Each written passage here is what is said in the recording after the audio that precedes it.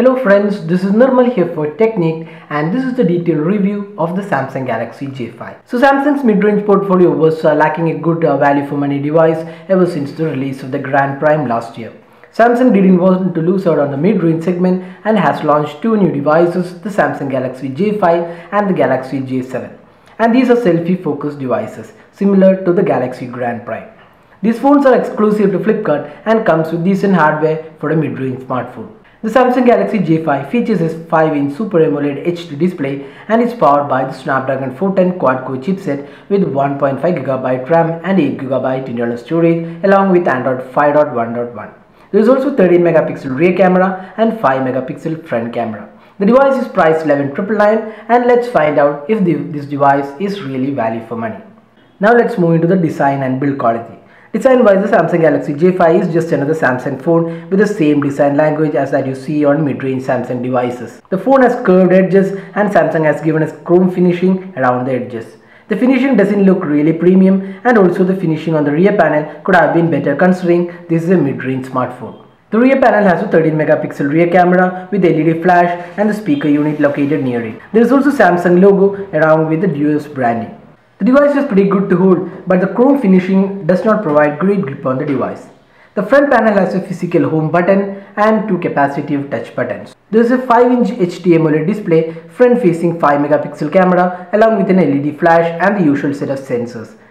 Samsung has not included an ambient light sensor on the device. The touch buttons below the display are also not backlit. Overall, we would have preferred a better build quality from Samsung on the J5. Now moving on to the display, the Samsung Galaxy J5 sports a 5-inch HD Super AMOLED display with a 720p and 294 pixels per inch. The display is one of the strong points of the device. The display is vivid and has great colors thanks to the AMOLED panel on the J5. The disappointing aspect of the device is the lack of ambient light sensor, which means you need to increase the brightness when you go out. The touch response on the device is very good, but there is no additional protection offered for scratches. The viewing angles are also pretty good and the AMOLED display leaves an impression every time you use it.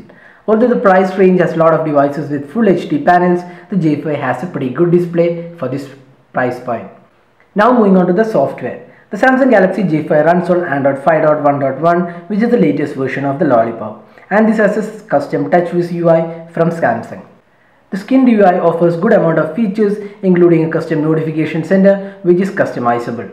The phone also comes with app drawer and Samsung has not bundled any bloatware with the phone and hence you don't have unnecessary apps taking up spaces or running in the background. The UI is pretty similar to what we see on other Samsung devices.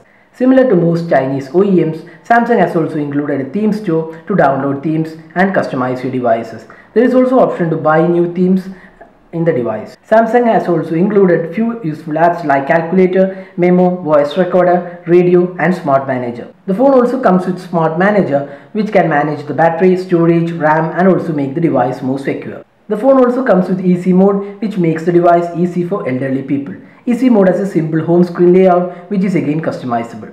Overall, software wise the UI feels decent amount of features and functions. Now let's talk about the performance of the Samsung Galaxy J5. The device runs on a Snapdragon 410 quad-core chipset with 64-bit processor and 1.5GB RAM.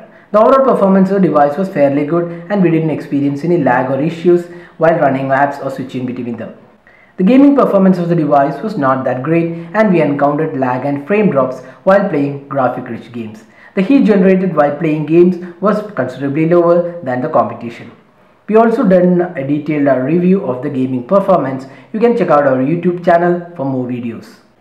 Multitasking was decent on the phone and we ran multiple apps in the background including games and there was close to 400 MB of RAM available. The phone supports 4G LTE but we could not test it as our region does not have 4G. The call quality on the device was decent and we did not notice any issues with calls. The speaker output was fairly decent for a mid-range phone. The phone comes with 8GB of internal storage and out of which close to 4.5GB was available in the first boot.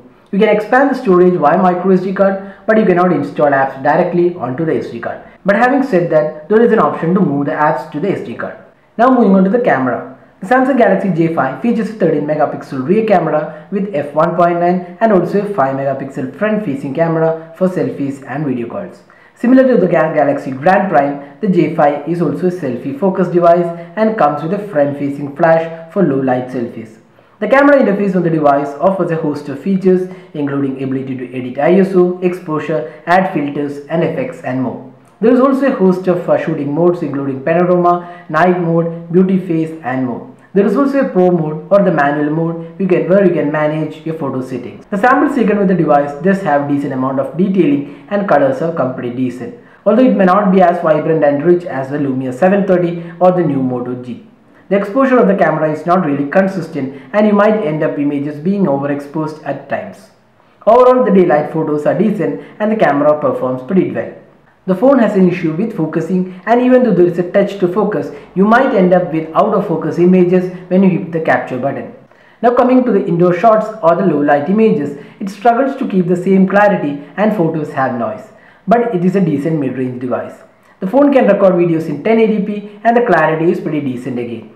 The 5 megapixel front facing camera is also pretty good, especially if with a powerful flash for low light selfies. It can also record videos in Full HD mode and the quality is pretty good. Now moving on to the battery life. The Samsung Galaxy J5 features a 2600 mAh battery and this is good capacity for a 5-inch device in the mid-range segment. The phone does give good life in normal usage and which includes calls, browsing, emails, casual gaming and social networking apps. We tested the battery in 2 instances and found that if you're an average user, you can get more than a day of usage on this battery. We haven't tested the battery life on 4G, so we cannot comment on the performance. The phone also comes with power saving mode and also ultra power saving mode to get better battery life if you're running out of battery. Now summing up, priced at Rs 11,999 is the Samsung Galaxy J5 worth the money? To an extent we would say yes. If you're looking for a good device which is backed up by good after sales warranty which is missing on most Chinese OEMs, then the Samsung Galaxy J5 is worth buying. It has good display, decent performance and backed up by above average camera and good battery life. Samsung could have done better with the design and build quality and also could have included a 2GB RAM instead of the 1.5GB RAM available on the J5. The Samsung Galaxy J5 is available exclusively on Flipkart. So that was a detailed review of the Samsung Galaxy J5. Hope you liked this video. If you like this video, don't forget to hit the like button and also subscribe to your YouTube channel for more videos. Thanks for watching this video. Have a great day.